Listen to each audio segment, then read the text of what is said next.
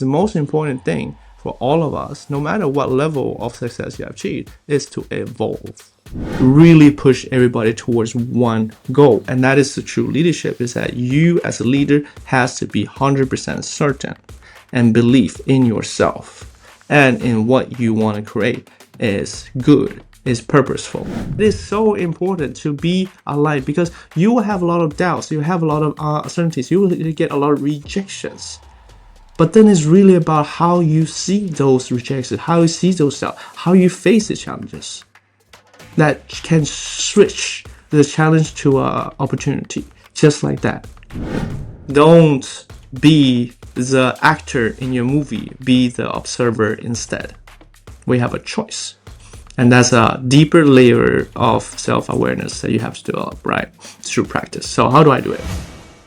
Hey, sorry to interrupt. I just have a favor to ask before we begin.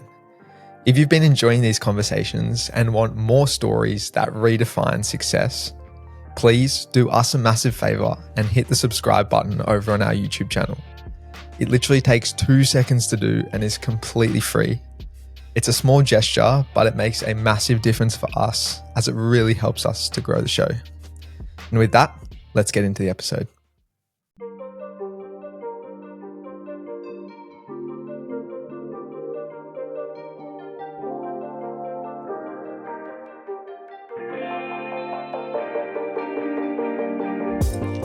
All right, welcome back to the Quest for Success podcast, and thanks so much for tuning in once again.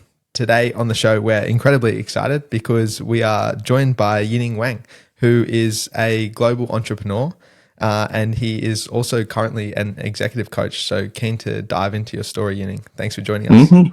Thank you so much. So excited to be here and share, my experience, the lessons learned, and hope it can be valuable for everybody. Yining, so as I mentioned, this podcast is all about success. So we need to start with a fundamental question, and that is, what does success actually mean to you? That's a great question. And I think, over the course of my own, journey and so forth, I think I've had different definitions of what success is. So if you backtrack a little bit, you can say early adulthood or even childhood, you would think success is something you measure from outside. You try to chase those accolades. When I was really young, I wanted to be an NBA basketball player. That's like crazy. Wow. Swedish Chinese grew up in like cold place, 6 foot. No skills, like, no muscles, and say like I want to go to the NBA. But I was in my mind it already happened, so I was already there. And those kind of things. And then that led me to, actually playing basketball varsity in Mississippi, in the state of Mississippi in high school, when I was age of like 17, 18. That's actually very difficult. It's like, Wow. because basketball is very highly competitive. So I would say like back then, maybe success was to achieve that first dream. Right, go to the NBA or become a star, make good money, get the fame, get the riches, and all that stuff. And then I think that after that, even though that dream didn't really materialize to the NBA, it took me to my business career, and then I was chasing all the stuff in the business. Like, Yeah. okay, all right, get good grades, get to the best business schools, or work with a big family office, manage billions of dollars, or those kind of things, and that felt a little bit like chasing an external dream. But what I realized after I started my first company 2019, after some years, and we took it public 2021, like in 2 years, we started a company from scratch, took it public. That's crazy, right? And we did that for 5, 6 years. I was public CEO, and then I just exited all of that, merged that company with another company. So like I'm done with my first entrepreneurial journey. So you could say that okay, I've achieved some sort of external validations. But when I think about it right now, where I am, those things that I really try to chase from externally, those are a success measured from an external point of view. Now, what is interesting is that we create words, languages, social constructs, and that is based on our definition and perceptions of that particular word. So that's why when you ask that question, it could mean a lot for different people, but it Yeah. actually doesn't mean anything because there is nothing real behind that word because this is the social definition. Right, if you think about it a little bit deeper, right?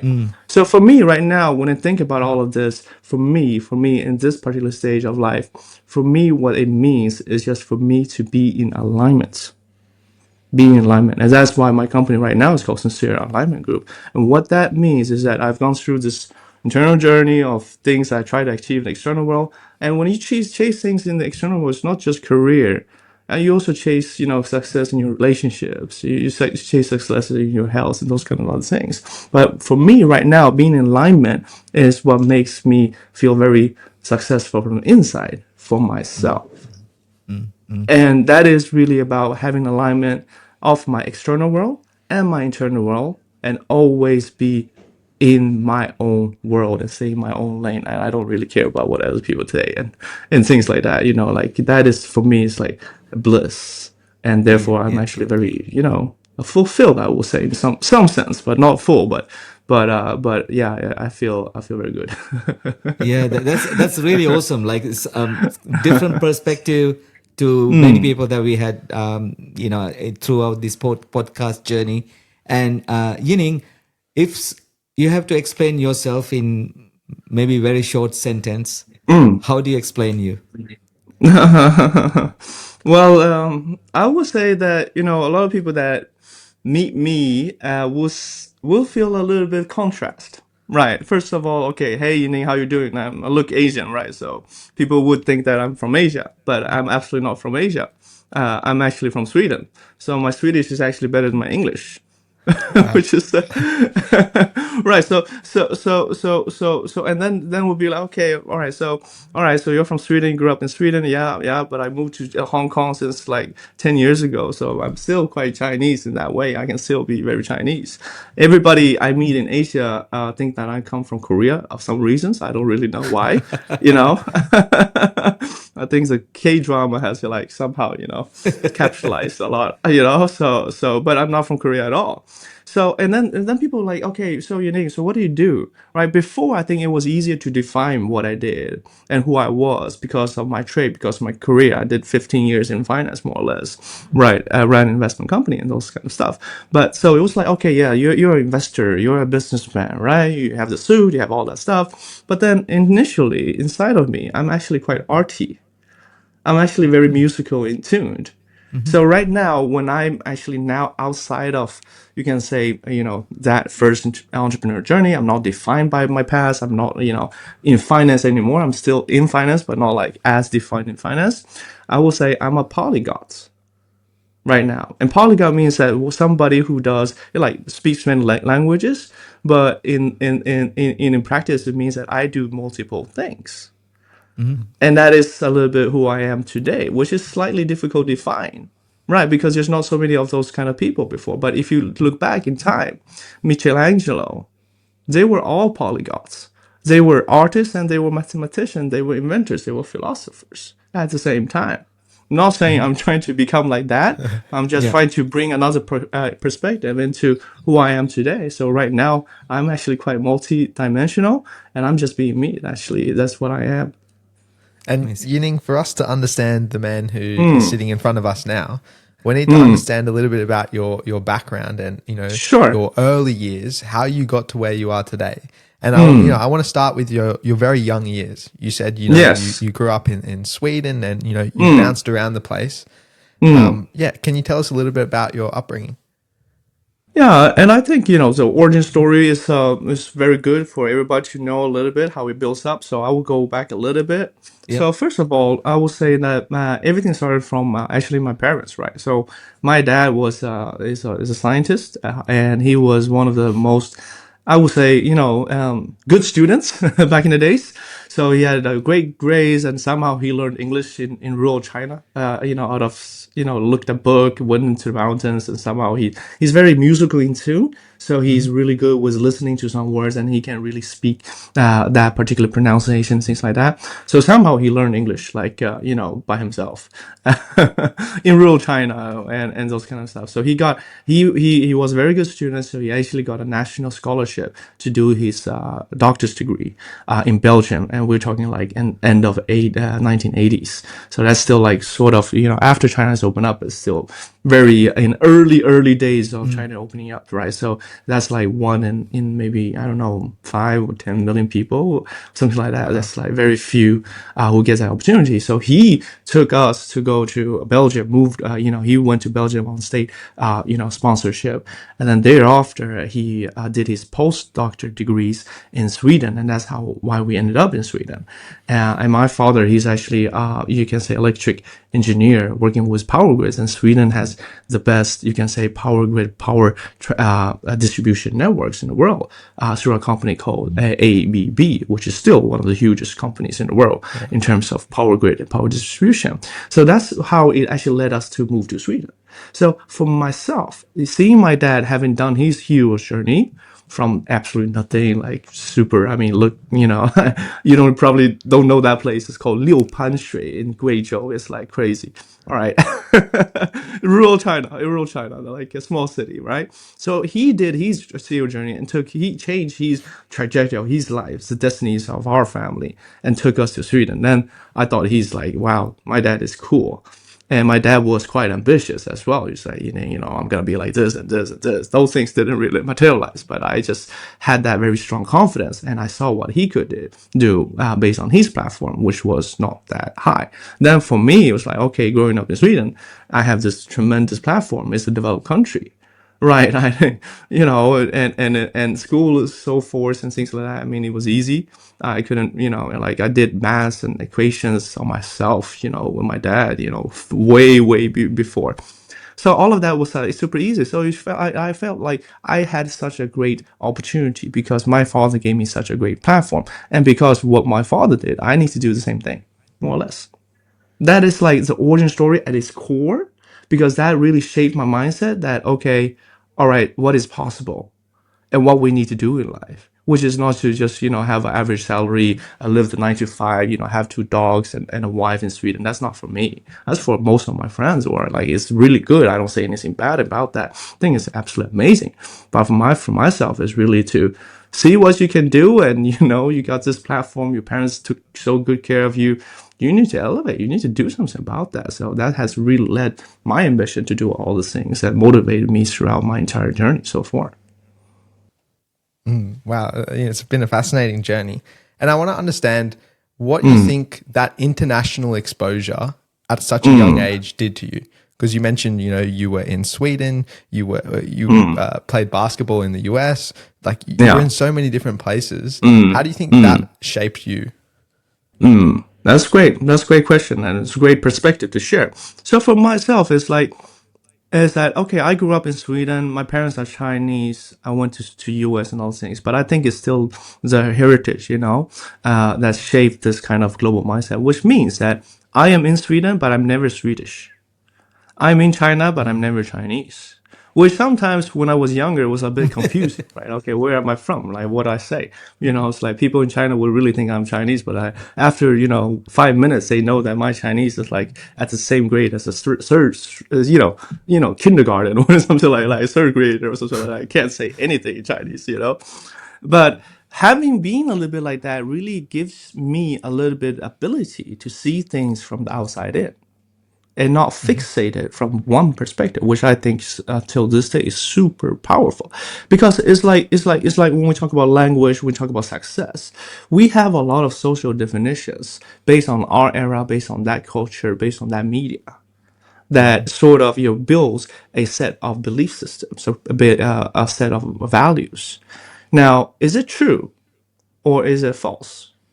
If we follow that trend, we just listen to everything. We listen to the media. We listen to it. We believe it is true. But what is truth? Right now, when we go into science, that's difficult to really say what is actually truth. So having that a bit more of international perspective, it will make me a bit more objective to be able to see the society as it is, rather than the society as I perceive it to be. And that really gives me a little bit this ability to say, okay, here's good in Sweden and here's not good in Sweden. Here's good in Asia, here's not good in Asia. Here's what's happening in the West. All right, this is in our timeline, in our lifetime. And I'm in here in Istanbul. This city has been here for more than 2,000 years. like 2,500 years, if I'm correct. It's a city that has withstood, the Alexanders the Great, has withstood the Roman Empire, was taken over, but still been here, after the Crusade was here, right? And then came the Turks. And right now it's called Istanbul, but its full name is Constantinopolis. So it really puts us a little bit in perspective, so not really being fixed in like the Swedish mindset or the Asian mindset, to really give me that global perspective to be able to see the world as it is. But also now even more, it is important for us to take things into a longer term perspective, just to understand what we are in right now is just piece of this history of mankind where we're going through. It is not the definition of mankind and the history we want to build. Yeah, and I suppose I want to move to your transition into finance. As you mentioned, you were in finance for close to 15 years. You founded Nordic Asia Investments. Can you tell us about that kind of transition into that role? Yeah. So first of all, I would say, I mean, it really depends on where you are on your own journey and so forth. And it could be really, really good to, go through that first journey and then, come to, another phase of life. And that's a great learning experience. So for me, it was also actually a lot of synergies with my personality as well, because for me being Swedish Chinese, right? I have, before starting Nordic Asia, I was actually at a family office in Sweden. So one of the largest family offices, great foundation piece. That really opened up a lot of doors. And also for me to be able to sit with very accomplished people at a very young age. And you can, if you look up, some of that stuff, you'll see, and it's all on the internet. So, but it is very exclusive, you can say, amount of people you meet in the Swedish community when you start working for such a large family office. And then, of course, going back, and then I moved to Asia to actually work for one of their portfolio companies. So it's called drop shipping. It's like, okay, you work at the family office level or as as investment level, and then you go operations. That's what I did actually, and that was what prompted me to move to Asia. So I've always been like this bridge between the Nordic capital to Asian businesses, Asian investment opportunities. So when I started Nordic Asia, was actually doing the same thing, but in my own, you can say, regime, which is to help Nordic investors invest in Asia assets, and I'm the bridge. Right, I connect these two. And also can do it vice versa, helping Asian investors invest in Nordic assets, because, I'm I'm a chameleon. Yeah.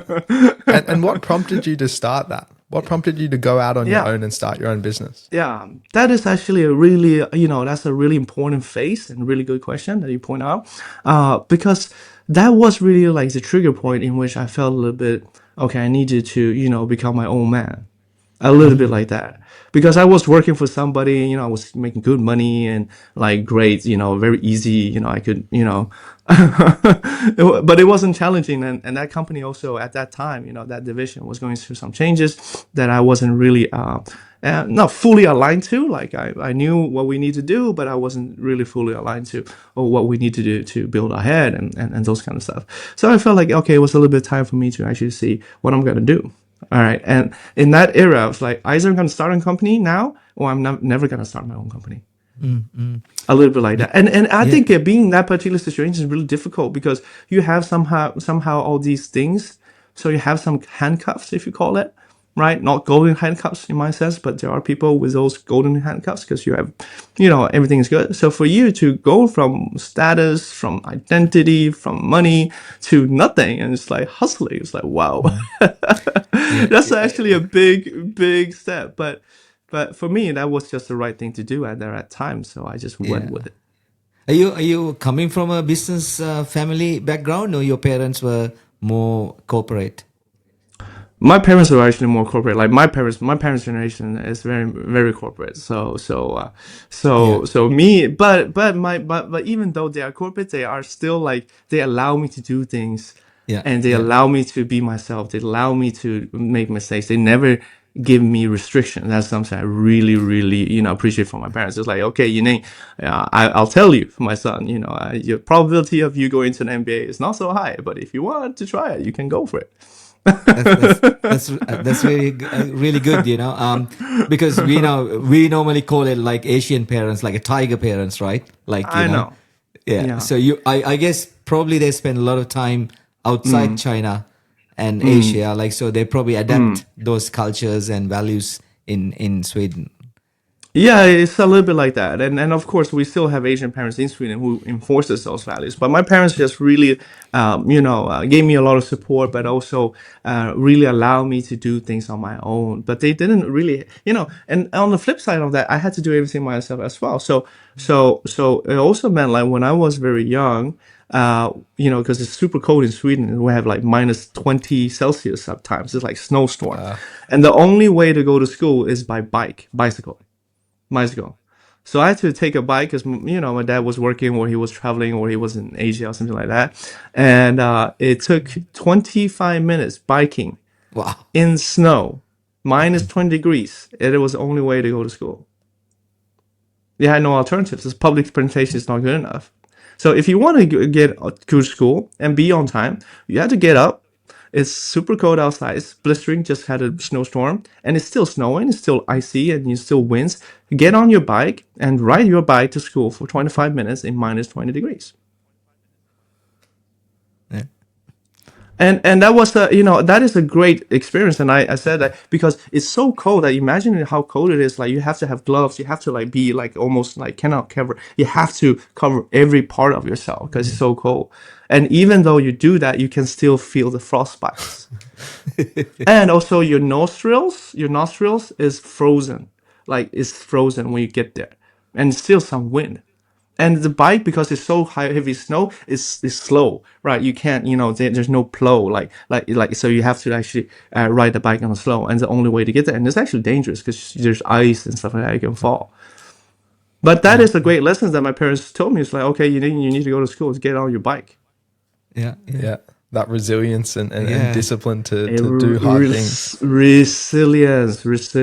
So therefore, a lot of people in Sweden in harsh climates they are actually very tough, because no matter how Yeah. difficult the external environment is, they always find a way from inside. So usually, people from a little bit more extreme, harsh external environments, they have a very strong heart and they're very strong inside. Yeah, yeah. So talking about resilience, when you had that transition from working to starting your own business, what was that like? That was very tough in the beginning, mainly because of what I associate myself with, right? I associate with myself with a certain position, I had a certain identity, I had a certain level of income, and I was doing good compared with my friends. It's like all that stuff. So all of that, mental construct that you have built up, you have to let that go, and that was probably the most difficult thing. It's not really the actual money itself, right?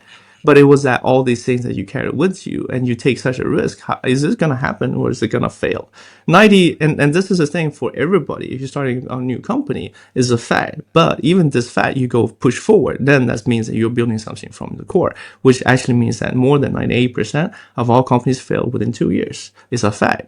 But you still do it. Despite that, then you really know why you're starting this business. If you don't know why you're starting the business, despite those odds being against you, I would recommend to not do it. To be honest, Absolutely. you have to understand why you're doing it. So for me, it was like a journey. It took me quite some time. It wasn't things that happened one. It was really like a year-long journey, thinking about myself, understanding where I am, what I'm good at, what I want to do in the future. And I really wanted to help because I was seeing all the Alibabas coming up in Hong Kong market, Xiaomi, all these companies was getting listed. I had unique insights into all of those companies. And then I met with big fund managers in Sweden. It's like, okay, what is Alibaba? But they run like billions of, dollars pension money. It's like, wow, okay, there is really a gap. There's really a function. Maybe this is what I'm meant to be, really growing up in Sweden and being in Asia in finance. I'm among the very few who can do that. Right. So therefore, like it was a long journey to even start. But then when you started it, then you have to go through all the challenges, all the struggles like any startup needs to go through. Right. So yeah, that was another journey by itself. So what was your why? Like when you started your business, what was your purpose? Oh, it was really to help Nordic Capital to access some of these assets that I felt like were missed opportunities. And we have a lot of stories about that as well. So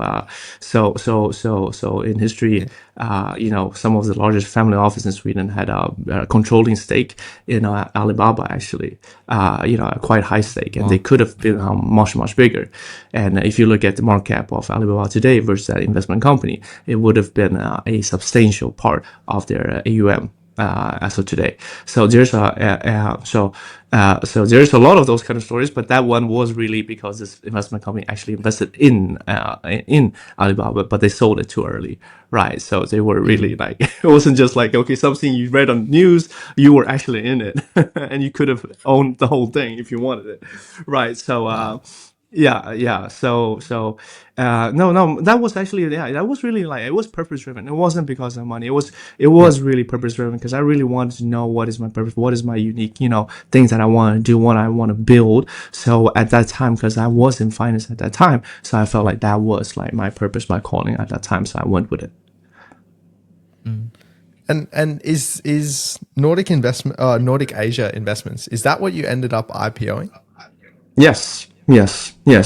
So we started that company with a conception. I got my first seed investment before I quit my job, so I was very diligent, thoughtful. Smart thing. Yeah. Yeah. Of course, I mean at that time point in time, I would say I was more like I wanted to have a bit more control when I did that at that particular phase of my life, so of course everything is thought through, right? I wanted to succeed. I wanted to go well back then, but when I was in that position. So got my first investment, 220, so 2 million in the GP, we call it the general partner, and then 20 million in the fund itself, the investment company, over coffee, right? And then after that, that's how I actually started the company and actually quit my job. So I didn't quit my job until I got that 220 initial commitment.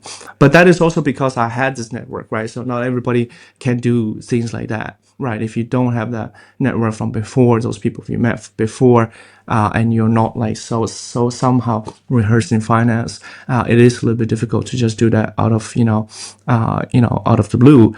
But for me, I had a very good foundation and some kind of network that allowed me to actually start my company, and it gave me a good base to do that actually. I mean, you're coming from a multi a national experience. So, do you see that really help you to develop your relationship skills across different countries? Yeah, of course. And I will say, looking back at my first business, that was one of the key traits for success, was because on one hand, on my left foot, I was Swedish, 100% Swedish. I will speak Swedish, like nobody can hear any accent, right? The only thing they can see that I'm not Swedish because of my name, right? If my name is Johan or Marcus, we're like, okay, this guy is from like some small city in Sweden, right? So yeah, no, of course that is definitely a door opener to be able to be so native in one culture, but at the same time, and if I'm just like Marcus or Johan and I'm just providing value within the Nordic system, that is limited, right? So what do I do differently? Well, my comparative advantage is I know the Asian side of things. I speak fluent Chinese, right? I have people I've met, I understand, I can read all the books, all the podcasts, I can, understand this entire, you can say, research in local language, and I can go and meet with all the CEOs face to face, join all the seminars, join all the say offsite events in Chinese, and do Q&As and IR stuff like that, just like a local Chinese. And when I'm in China, nobody would think that I'm Western anyways. Everybody would just think, all right, it's just like Wang Zong, like there's a lot of people named as Wang, and they're always called Zong in the end because it's like Mr. Wang, right? So it was like, okay, just another Wang Zong, right? Right, that's funny. Yeah. So it's similar to like, okay, there's another Mr. John or Mr. Johansson and things like that. So they would just treat me like a local. So because of that comparative strengths, like I was able to connect them too, and that is the difficult part. Right, you can be really good in China Yeah. and do China finance, or you can be really good in China, Sweden doing China, but there's no extra value created. But if you combine these two, that's a new paradigm, that's a new bridge, that's a new Yeah. product. And that's what I could do. But that is difficult to do if you don't have these cross-border traits. It's impossible. right? How am I supposed to, Yeah. like, if I'm like you guys now and say, hey, I'm gonna build a new business now, I'm more like multi-culti, but say I will build a new business here in Istanbul, or like if, or then of course I don't have that edge because I don't know the local language in the same way that I could, right, based on my heritage. So that is definitely an extreme unique edge. So anybody who's out there like with this unique trait that you live in one country but you have a cultural heritage from that, it is your USP. And it's your unique selling point in so many ways. It's not just in business, but also culture, philosophy, history, the worldview. Because it is very easy for us to say, okay, all right, we're predominant Western media, Western world, and all those kind of things. But for us who really grew up here, all right, this is one perspective. That's why we go back to the global perspective. This is one perspective, one era of time. Are there good things that is great in this world based on what we have built? Absolutely. But are there some issues that we need to address? How come that we have all these things with AI, with all these things, that we have 1 billion people with mental health issues? Right. We have to question because I That's think true. for all of us, yeah, for all of us is that okay, no matter how you define success, what you mean by success, the most important thing for all of us, no matter what level of success you have achieved, is to evolve. And that is what I Very true. really Very feel right. like, yeah, what I really feel like is like for anybody who have achieved some degree of success, and this happened to me as well, it's easy when you achieve certain degree of success, your ego goes off to the roof. Like, and that is actually the downfall of yourself. Yep. Because you have made it sort of, okay, you made a little bit money, you think you're so smart, la la la. But you have to understand, no matter where you come from and how many millions you make, right? It is small money in the grand scheme of things. So be humble. Because True. Very, very true. when you really see what money and people with money, and you think you have money was like 10 million or 100 million, 1 billion, it's peanuts. And I'm not saying it because I'm just sharing a perspective because I've been in Absolutely. that circle, and it Yeah. has absolutely no meaning because capital. I shared this earlier on my stories as well. It's like capital. The way I see capital, right? Because I'm from this. I've done some things in this area, and is that the way I see capital is that capital is almost like cement, like concrete, right? Concrete Yeah. that you put in a bank vault. So, for example, a very wealthy family office would have maybe 100 millions or maybe a billion US, right? That's a big family office, right? So a lot of your assets is like deployed in different ways, but that cash is somehow still like if you're not really used, it's just cement that's in that bank. So what is the value of that cement in that bank vault? Very next to nothing Yeah. unless you put that concrete to work. Because if you put that concrete to work in a good way, it can build houses, it can build schools, it can build municipalities, and it can build cities, and cities can build countries, it can build civilizations. Yeah.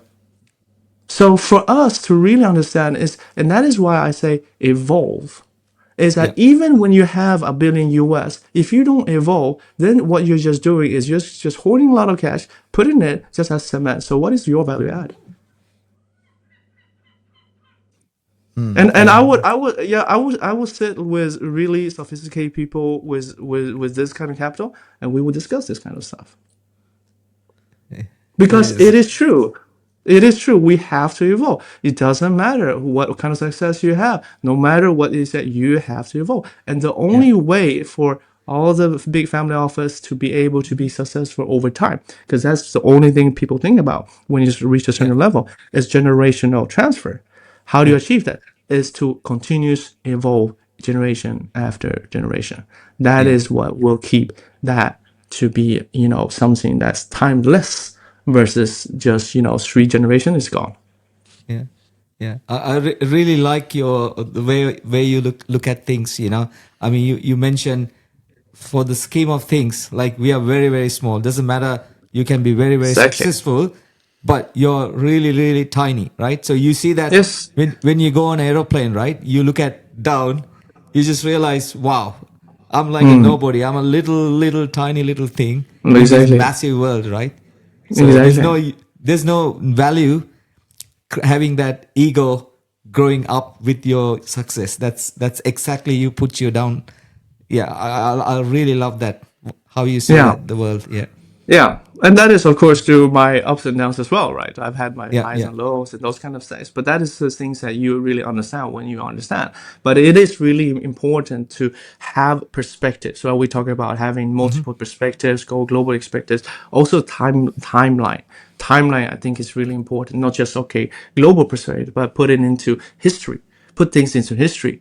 Like okay, so we are just part of a very small part of history. It is very small part. So we cannot be too, successful in this era and put our egos up like this because we have to compare ourselves versus history. All those people who have worked on this earth. There have been a lot of people who has done amazing things. When you really meet those people and you see them, you can't see them here. That's why, right now I really enjoy going to museums and looking at art, and architecture, because those are things that are timeless. So, for example, Yeah. here in Istanbul, there's a mosque called the Hagia Sophia Mosque, which Yep. before, yeah, Yep. that was built like 500, 500 AD or so, yeah, Yeah. We were 435, there something last like that. year. Yeah. Wow, All of us. Yeah. amazing! You just look at that, Yeah. but you have to understand that the history of that was before it was a church. It was a church, right? It was Yep. Catholic, and then it became Orthodox, and then came the Turkish, and then it became a mosque. But that building has withstood, like almost 1,500 plus year of history, and is still marvelous to this date. And all the kings, whoever came there, still are feels like okay, this monument, this architecture is so much greater than what I am. So they still worship that particular building because it's just so magnificent. So for us, it's just really to take ourselves, understand we have achieved some success. It's important for us to prompt ourselves, listen to how we can be successful, become motivated to become entrepreneurs. It's actually the best way for you to evolve, to be honest. But you have to know what you get into. But it is one of the best way for you to actually evolve as a person. But don't, even if you make some success in any ways, don't let your ego eat you up, because that will eat you up and eventually you will have a downfall. After you go through the downfall, then is when you really understand, when you really realize what success means and what your purpose means in a different way than the way that maybe we have been programmed, or we have been like reinforced by this current societies and by current the things that society tells us to do right now. It's just one Absolutely. perspective. And speaking about evolution, you were a founder and then you evolved to become a public CEO. I want to understand what that kind of transition journey was like. Well, when we took it public, then I became public CEO. Whenever we achieved that IPO, so I was public for like 5 years. For me, I would say I was in this public environment for most of my time. So the company that I worked for before, the family office, also had an investment company that was public, and all the companies that they own were all public companies. And all the CEOs were public CEOs. So, and it was big. It was big. We're talking billion US dollars plus. Like significant large companies, mid cap or large cap, even in Sweden. So I had quite a lot of exposure towards the public markets, and I also did one IPO of another company before I did my own. But I was a project lead, so it wasn't my own company. But more or less, I helped. I helped one of our companies to go through the entire IPO process. So I'm actually really familiar with the public markets. But of course, it's challenging, right? Because the challenge is that you have the volatility in the stock market that goes up and down, and whatever people think and say, and liquidity in the share. My company's still not that big, or the company we took public wasn't that big. So we had, we need to do, improve the liquidity in the stock market. And then we ask ourselves, do we really need it? Or, but still, it was for me. It wasn't that big of a transition. But of course, when you step in those and you really see the amount of shareholders that you actually have, because you do a free flow, right? So you have a lot of subscribers, which are retail investors. So they put your trust in you, right, and the business idea and things like that. So you're not just responsible for 5 shareholders or 10 shareholders, right? You become responsible for a larger group of shareholders, in which you need to continue to execute on your IPO prospectus, right? So from that perspective, it was definitely a challenge, but I was quite used to the environment, so the difference was maybe not that big, but still it was definitely a different game in terms of having a total different type of responsibility and seeing your stock being traded up and down, whatever it is. Yeah. Yeah. Yeah. Yining, so you start business like from the startup to public, like, it's a huge, like a long journey, right? As a leader, how do you, what's your perspective on leadership? Do you think that's evolved when you're like a startup owner to go into public company? How do you manage your team or leading your team? Has it changed? So I'll say like this. When it comes to leadership, the best leaders is always the one on the front line. Right. Right. Okay. So which means a little bit the way I led my team to the IPO, I didn't do it myself, right? Was really, first of all, I had this vision or like the strategy, the plan that we're gonna do this. Yeah, 2 years that was a little bit of a stretch, but in my mind it was doable. It was definitely doable. And then it was just like based on that we just executed. So I, in my vision, I was so certain that this was going to come to fruition, and this time it's challenging but it's definitely doable. So I went ahead 100%, and because I believed in it and there was no doubt about it, it was just 100% certainty, everybody believed in it as well. And when everybody believes in it, then that's where its creation starts and works. So, which means the way, the leadership for myself has always been and really has this big impact is that I have this vision that I truly believe in. And when I have this vision I truly believe in, of course I need to communicate. Then I get a group of people to also believe in it, and we work, and it's not just like we just believe. Now we're not a sect, but we actually do the work required to push it forward, and we hold each other accountable. If you're late with this, okay, then we have this issue, right? We didn't have to check, some of the board stuff, the options, la la la. Okay, this is not done. Then it's a co-working. Then people feel accountable for that, and the timeline is so short, right? To get everything together. So really push everybody towards one goal, and that is the true leadership. Is that you as a leader has to be 100% certain and believe in yourself and in what you want to create is good, is purposeful. Then you will be able to leave, because then you will do the work as well. People will feel when you are misaligned. So if you're a leader saying, okay, all right, let's go grow the revenues 3 years, or let's make this business plan, you don't believe in that business plan, don't even Yeah. start. That's just Yeah. superficial. That's Yeah. just waste of time, man. Just like stop, like Yeah. stop. All right. So Yeah. just Yeah. have to so you have to be authentic in your leadership and build something, and then people will follow. And that type of followership is accountability, and is and also is a true belief for themselves as well. So when you are so certain about some things and you're gonna do this, you're gonna master this, and you spread that energy to the people and to your team, they will start believing in themselves as well. And that is how you really unlock the team members' potentialities. Is when they see a new elevated version of themselves by working with you or for you. That's wonderful. Great advice. But you and I both know believing is one thing, but nothing is going according to plans, right? Sometimes you have stuff happen.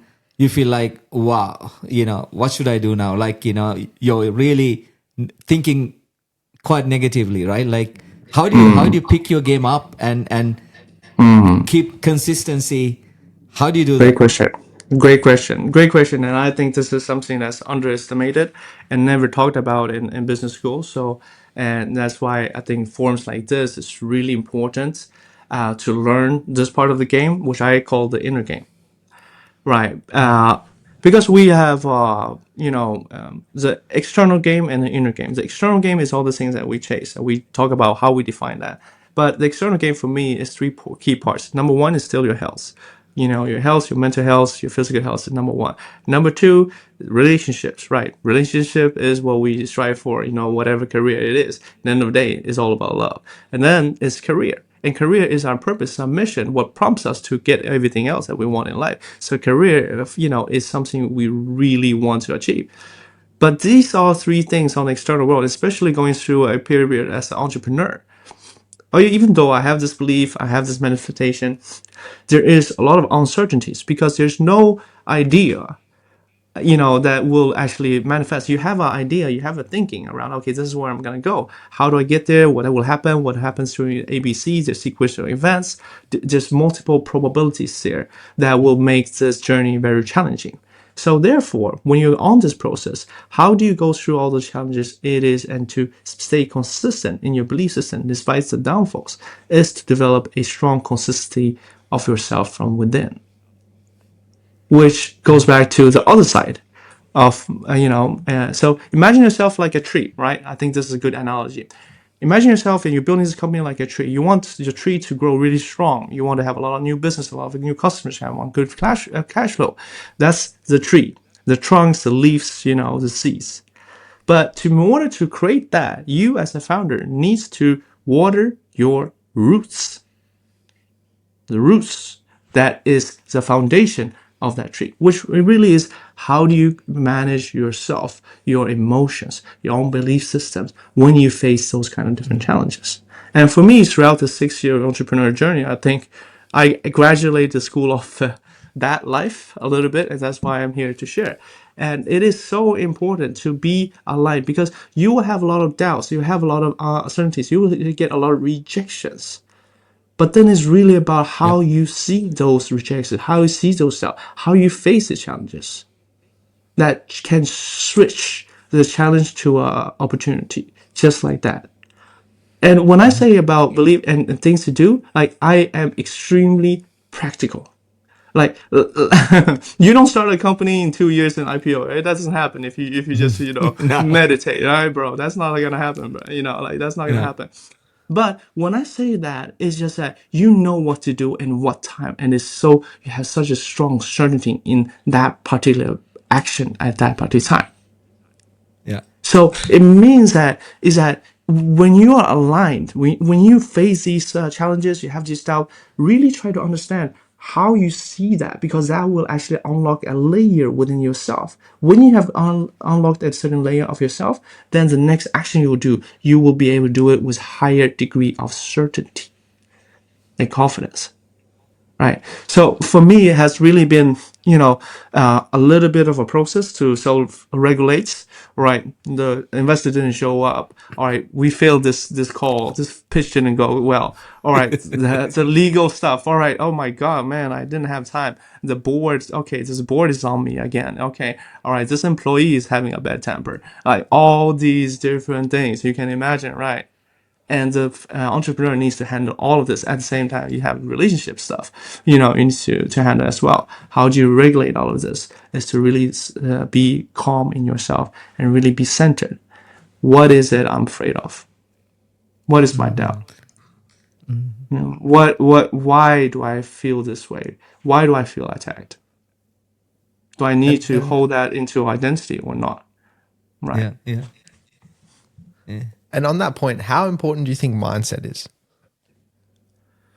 Well, I will say like mindset is definitely a foundation to everything, but I will even call it like finding your purpose and your alignment is even beyond mindset. Mindset is what prompts you in the beginning to achieve all this success, but there's a deeper layer into mindset that is to be in tuned with your core, with your centeredness, right? And that means a little bit that you have a mindset of knowingness that is just beyond motivation. If if that concept maybe, so what I want to explain in that particular sense is that, when you have clarity, let's put it this way, when you have clarity, inner clarity of why you're doing certain things the way you do it, why you react to certain situations the way you do, when you do that inner work that unlocks you, when you understand why you're doubtful, when you understand why you have uncertainties, when you know when you're feeling lack, and you go deep down into understand why am I feeling lack? Why do I need to pursue this thing? Right? Sometimes even like mindset, okay, we want to pursue some things. Why do I want to pursue it? Is it for me or is it for external validation? And why do I need that external validation? When you ask yourself some of those questions, then you unlock a deeper meaning of that, and that creates a different type of mindset where it's like different layer of understanding in which you will propel you into the physical world Yeah. and for you to unlock a lot of things. Because the thing is like a lot of things we do, we become rational. So I give some examples. Like Yep. when I hire some people, right? Okay, looks super good on CV. Or this guy is great. He has great connections. He was good in Excel. He's, like what we call a very competitive package and stuff like that. I could probably hire 5 of these guys. This would be great. He has all the access to the brokers. Blah, blah, blah, really good. But my gut feeling feels he's great on paper, but somehow it just doesn't really click with this guy. And what should I do? Rational mind would think, okay, boom, boom, boom, he's great, bam, bam, bam. I listen to this podcast, they say, yeah, I should do that. It's competitive psychology, everything like that. I should go with this guy. My knowingness says, don't waste time. And then becomes a decision matrix. Do you go with rational mind or do you go with knowingness? Now, based on experience, I know I should always go with knowingness. And when we come to mindset, is for me is to develop that mindset to be able to trust in my knowingness. And how do I know? Because when you know, you have a mindset of motivation and certainty that prompts you to do much greater things than the things that other people tell you to do. But that you have to unlock layers yourself to come to that place of knowingness. When you know, you know. It sounds fascinating, but we all know, right? It's having that mindset is such a hard thing to do initially, because we always react to things, right? So how do you actually get to develop that mindset, like, rather than reacting? Because for me, like most cases, when something come my way, I kind of react first. Yes, I can. So how do you like? Is it practice? You do that Yeah. quite a Yeah, of lot. Oh, course.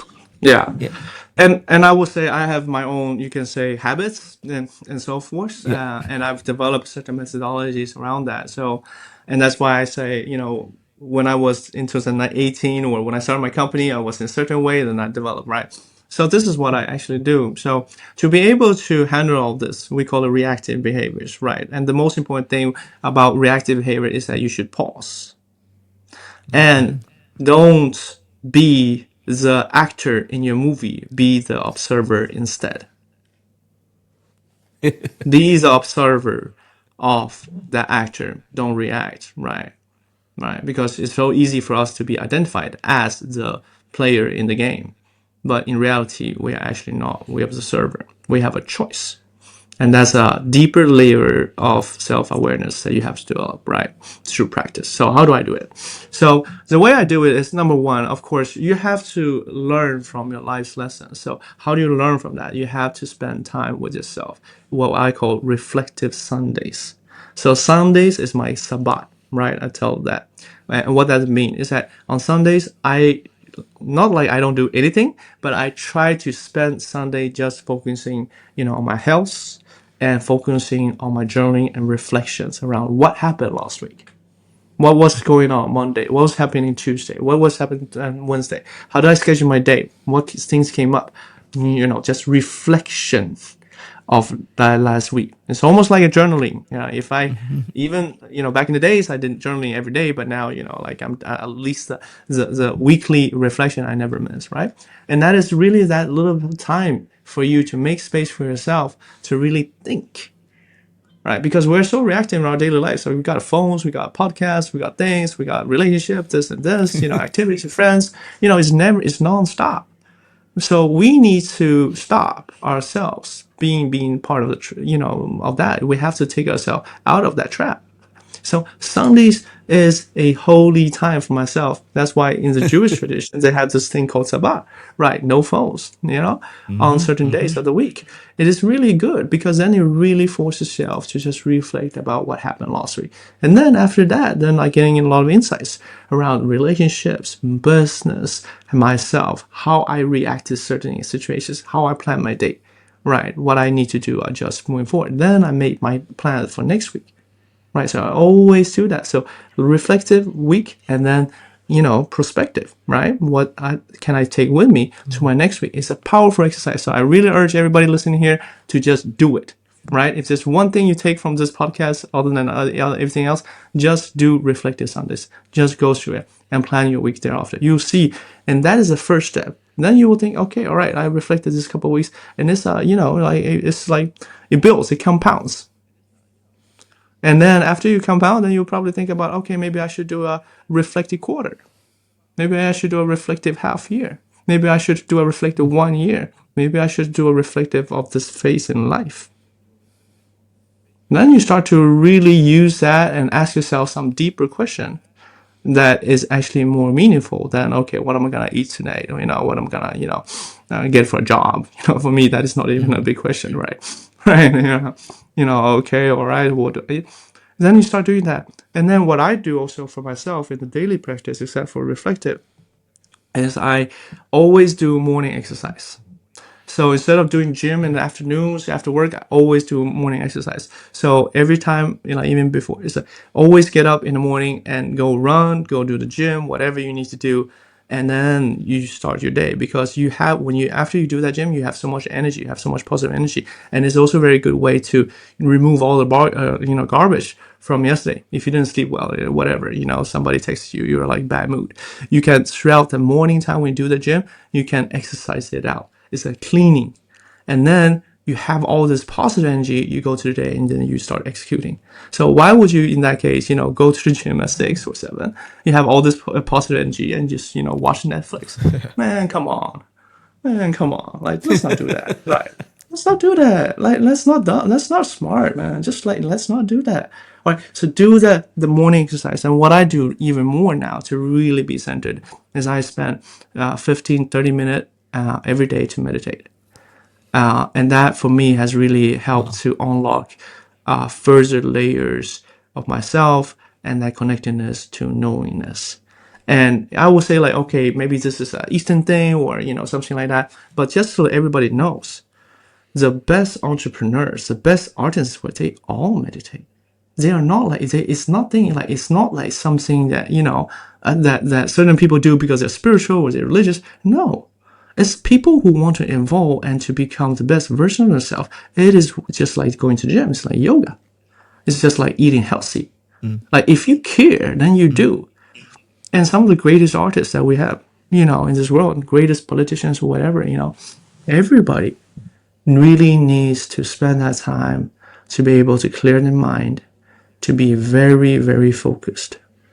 And then when you can come out, do this podcast, right? Just with certainty and absolute no doubt and a extreme focus level, right? So practice a little bit, really look at some people, not of which we, adore on the magazines and those kind of stuff. Really look at some great people and some great people's practices. What do they really, really do? Right. And they will question a lot of things about what we call so-called mainstream because, some of that we have developed is not true and is not good for us. Why follow that herd when you have a choice?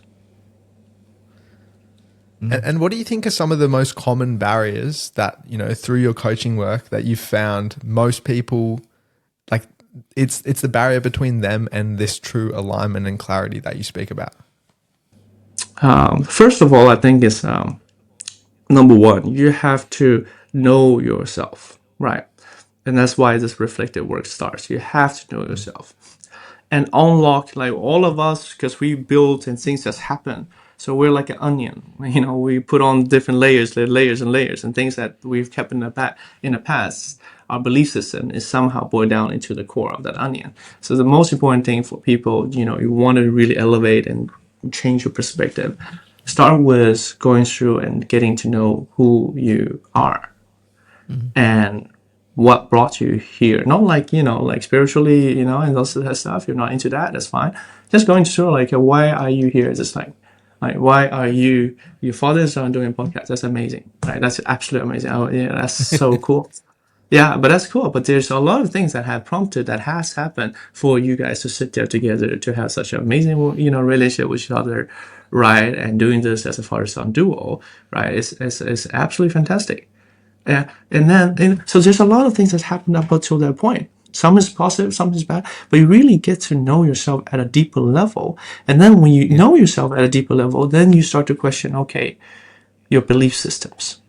Which belief systems have been good for me? Which belief systems have been holding me back? And to unlock everybody's potentiality in this world, it's not about, okay, let's go to Harvard or whatever.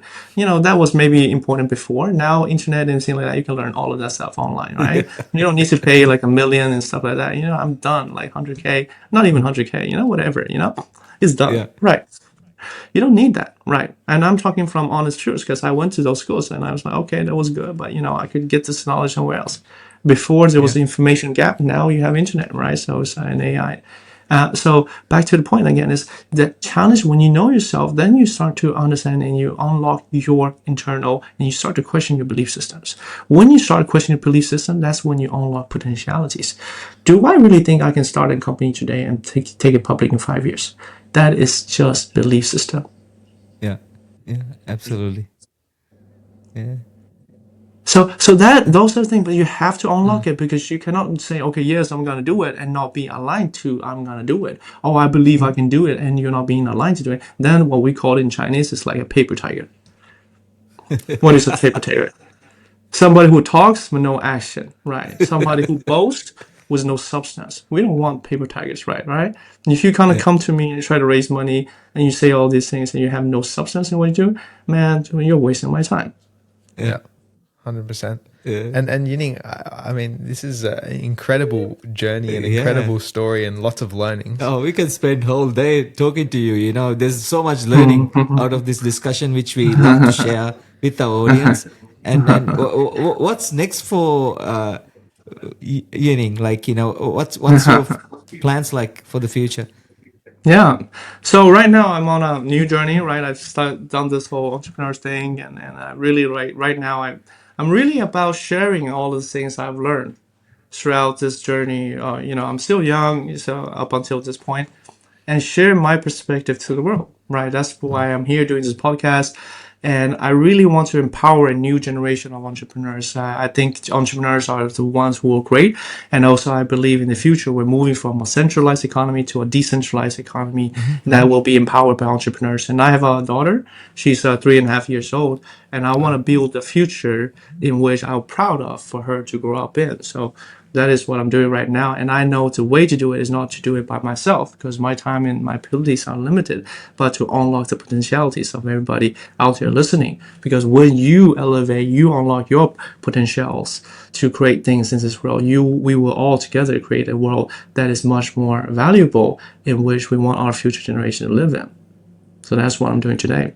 Amazing. Absolutely. And Yining, I suppose looking back on this journey that we've spoken about today, do you feel successful, given your definition of success was very much around being aligned? I will say like this. I don't really take success as an external concept, right? Right. So that's the first one, right? Internally, do I feel successful in the way that I would say, have I reached my potential? I would say no. I haven't reached my potential yet. I've created a platform, I've created a network, I've created a lot of things, I've evolved myself, but have I really reached my ultimate potentiality? No, that's not done yet. If I've done, I wouldn't be on this podcast, right? I wouldn't take the time, right? So no, I haven't achieved that. But do I feel, good about myself? Do I feel aligned? Do I feel I'm on the right track? Yes, I do. Do I feel I need something from this world? No, I don't. Absolutely not. Excellent. I'm glad that you feel that way, and you're feeling very aligned, Yeah. practicing what you preach. I suppose throughout our conversation, I've been trying to jot down a few core traits which you embody, which I think have been crucial to, getting to where you are today. And I'd like to share them. The first one is definitely resilience. You've gone through the ups and downs of the founder's journey. You've moved around countries. You've had to face a lot of adversity. And I think having that resilience to keep going and keep moving forward has definitely served you well in your journey. The next one is you're a deep learner. It's so clear talking to you that, you've learned stuff about the finance space. You're very keen on philosophy by the sounds of things. The discussions that we've had, you're a very worldly man, and your Thank you. depth of knowledge is definitely there. And I think that's really beneficial because just like having international experience, I think having that worldly experience through knowledge, gives you those different perspectives to really, to take you forward. And then the last one is you're a deep thinker. And I think that's really goes to your philosophy of giving yourself time to think about who am I? What is my purpose? What is my journey? And like doing that real introspection. And I think in today's day and age, it's very easy to get caught up in social media and all this attention crisis that we're going through.